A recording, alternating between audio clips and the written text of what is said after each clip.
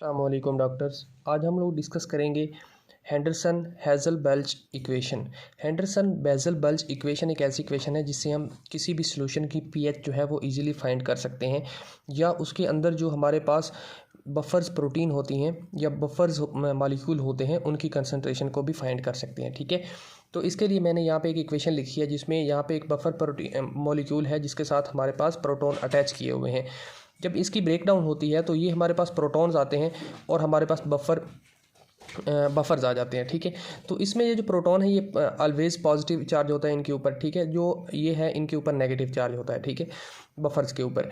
Then यहाँ पे जो हम यूज़ करेंगे वो है के, जो है वो कांस्टेंट है दोनों तरफ कॉन्सेंट्रेशन के लिए। ठीक है, तो के जो है मैं यहाँ पे पुट कर दिया मैंने, और एच ए को मैंने इसके साथ पुट कर दिया, इक्वल टू कर दिया। इस तरफ जो है K2 यूज़ किया, यहाँ पे K1 और यहाँ पे K2। ठीक है, K2 जो है कांस्टेंट यूज़ किया और K2 इंटू प्रोटॉन्स और K इंटू हमारे पास बफर मॉलिक्यूल्स। ठीक है, तो इस तरह मैंने इसको लिख दिया। यहाँ पे ऐसा किया फिर कि ये जो K2 है इसको दोनों तरफ डिवाइड कर दिया, K2 एंड K2। ठीक है, तो यहाँ से ये कैंसिल हो गया और यहाँ पे मैंने डिवाइड किया HA और इस तरफ भी ऐसे ही डिवाइड कर दिया HA। ठीक है, तो यहाँ से जो है HA कैंसिल हो गया और यहाँ पे इधर वैसे ही रह गया।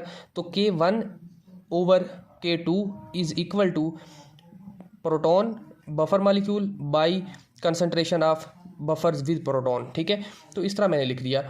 अभी जो K कांस्टेंट है K1 by K2 is equal to constant है के, तो मैंने इसकी जगह पे K पुट करना है नेक्स्ट। ठीक है, तो यहाँ पे मैं पुट कर देता हूँ K is equal to proton concentration, इसके ऊपर पॉजिटिव चार्ज, और buffer by proton with buffers. ठीक है, तो ये मैंने इस तरह लिख दिया। अभी क्वेश्चन ये है कि हमने इसमें से पीएच कैसे फाइंड करनी है। हमें पता है कि जो प्रोटॉन कंसंट्रेशन है इसको बोलते हैं पीएच। ठीक है, तो हमें जस्ट एच को एक साइड पे रखना है, बाकी दोनों चीज़ों को उस तरफ लेके चले जाएंगे और उनकी वैल्यूज़ अगर हमें पता होंगी तो हम प्रोटॉन की कंसंट्रेशन को ईजिली निकाल सकते हैं।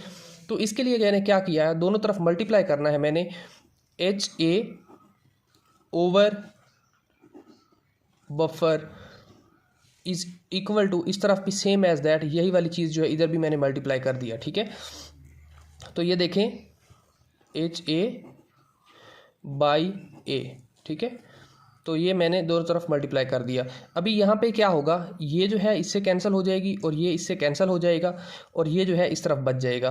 तो हम इसको इस तरह लिख सकते हैं कि प्रोटॉन कंसंट्रेशन जो है वो है equal K into HA over A negative. ठीक है, तो ये आ गया हमारे पास। अगर हम ये जो प्रोटॉन कंसंट्रेशन है हम इसको लॉग लेते हैं, negative log of concentration of H, तो हम इसको सिंपल वर्ड्स में लिखते हैं पीएच। ठीक है, ये चीज़ किस तरह लिखते हैं ये मैंने बताया था पीएच के लेक्चर में। ठीक है, उसका लिंक में मैं पुट कर दूंगा, आप देख लेना कि पीएच क्या होती है। ठीक है, तो इस तरफ जो है हमने हमारे पास अगर K की वैल्यू है, हमारे पास ये इसकी वैल्यू है और हमें पता है कि कितने बफर मॉलिक्यूल्स हैं हमारे सॉल्यूशन के अंदर, तो हम किसी भी सॉल्यूशन की पीएच जो है वो इजी से निकाल सकते हैं। ठीक है, या अगर हम इस चीज़ को सिंपली ऐसे लिखें कि हमारे पास ये इसको पीएच लिख दिया है हमने, और इस तरफ जो K की कंसंट्रेशन है हम उसको PK लिख देंगे।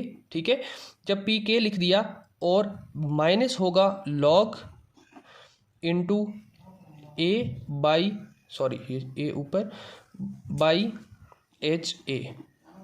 ठीक है, अगेन देखें इसको मैंने कैसे लिखा, ये देखें दोनों तरफ नेगेटिव लॉग लिया, यहाँ पे भी नेगेटिव लॉग इंटू और यहाँ पे भी नेगेटिव लॉग इंटू। ठीक है, तो ये जो नेगेटिव लॉग प्रोटॉन्स का होता है इसको हम लिखते हैं पीएच और इसको लिखते हैं नेगेटिव लॉग इंटू K। ठीक है, बंद, फिर negative log into HA by A। ठीक है, तो इस तरह मैंने लिखा हुआ है, सॉरी यहाँ पे AH है और यहाँ पे अकेला A है। ठीक है, तो ये देखें इस तरह लिख दिया इज़ इक्वल टू पीएच। अभी हम इस तरह पीएच कोई भी फाइंड कर सकते हैं। मैंने लॉग जो प्रोटॉन का है उसको हमने पीएच लिख दिया, ये जो K है इसको हम PK लिख देंगे। ठीक है, minus log into HA by A। ठीक है, तो ये मैंने इस तरह लिख दिया इज इक्वल टू पीएच। तो ये हमारे पास एक इक्वेशन है, इस इक्वेशन के थ्रू हम जो है फाइंड कर सकते हैं पीएच की वैल्यू या pK की वैल्यू या negative proton concentration with buffers या बफर्स की वैल्यू जो है हम किसी भी सोल्यूशन के अंदर इजीली फाइंड कर सकते हैं। ठीक है, तो ये है हमारे पास हेंडरसन बल्च हेजल बल्च इक्वेशन। ठीक है, तो इसके अलावा यहाँ पे एक और पॉइंट था जो लास्ट वीडियो में मैंने मिस किया, तो मैं यहाँ पे मेंशन कर देता हूँ। यहाँ पे जो है हमारे पास नॉर्मल, ये देखें यहाँ पे 0 है pH और यहाँ पे 7 और यहाँ पे 14। ठीक है, तो यहाँ पे हमारा नॉर्मल सोल्यूशन जो है यहाँ पे होता है। ठीक है, इधर प्रोटॉन कंसंट्रेशन है। अगर हम एसिड बढ़ाते जाएं, प्रोटॉन कंसंट्रेशन बढ़ाते जाएं, तो हमारी खुद ब खुद ही एसिडिक नेचर जो है वो बढ़ती जाती है, यहाँ पे आ जाएगी। अगर यहाँ से हम इसी सोल्यूशन जो नॉर्मल pH 7 पे है, हम इसमें अल्कली डालते जाएं या प्रोटॉन कंसंट्रेशन रिमूव करते जाएं, तो ये यहाँ पे आ जाएगी। मीन के सिंपल और स्ट्रेट लाइन बनेगी। लेकिन जब हमारे पास बफर्स काम कर रहे होते हैं, तो उस कंडीशन में क्या होता है, जब यहाँ पे हम इसके अंदर एसिड्स डालेंगे, एक सोल्यूशन है जिसके अंदर कुछ भी नहीं है, सिंपल हमने एसिड डाला और ये यहाँ से यहाँ तक इसकी pH चली गई। हमने सिंपली प्रोटॉन्स को रिमूव किया या एसिड को रिमूव किया और अल्कलीड को डाल दिया, तो इसकी pH जो है यहाँ से यहाँ सिंपल चली गई। लेकिन एक सोल्यूशन हमारे पास ऐसा है जिसके अंदर हमने बफर्स डाल दिए हैं। ठीक है, बफर्स मॉलिक्यूल्स डाले हुए हैं, तो वो किस तरह रिएक्ट करेगी या उसका ग्राफ किस तरह मूव करेगा, वो ये देखें यहाँ पे है। इसके अंदर हमने प्रोटॉन्स ऐड किए और बफर्स हैं इसके अंदर। फर्स्ट ऑफ ऑल इसको रेजिस्ट करेगा, रेजिस्ट करता रहेगा और इसकी pH को बहुत ज़्यादा ड्रॉप नहीं होने देगा। ठीक है, लेकिन एक वक्त आएगा जब इसकी जो pH है वो ड्रॉप होना स्टार्ट हो जाएगी। रीज़न ये है कि बफर्स की क्वांटिटी से वो सोल्यूशन जो है वो बहुत ज़्यादा इंक्रीज़ कर गया है, जो हमने एसिडिक सोल्यूशन डाला है उसके अंदर। ठीक है, या हम प्रोटॉन्स की कंसंट्रेशन को रिमूव करते हैं, तो बफर्स जो है फर्स्ट ऑफ ऑल इसकी pH को बहुत ज़्यादा अप नहीं जाने देंगे।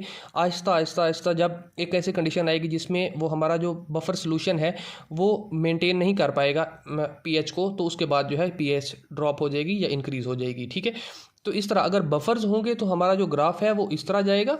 ठीक है, और अगर बफर्स नहीं होंगे सोल्यूशन के अंदर तो हमारा जो ग्राफ है वो ऐसे स्ट्रेट लाइन में जाएगा। ठीक है, तो ये थी हेंडरसन इक्वेशन और ये था graph representation of buffer solution and without buffer solution. तो इसमें अगर आपको कोई भी क्वेश्चन है तो आप कमेंट बॉक्स में पुट कर दें, मैं आपको आंसर कर दूंगा। थैंक यू डॉक्टर्स, अल्लाह हाफिज़।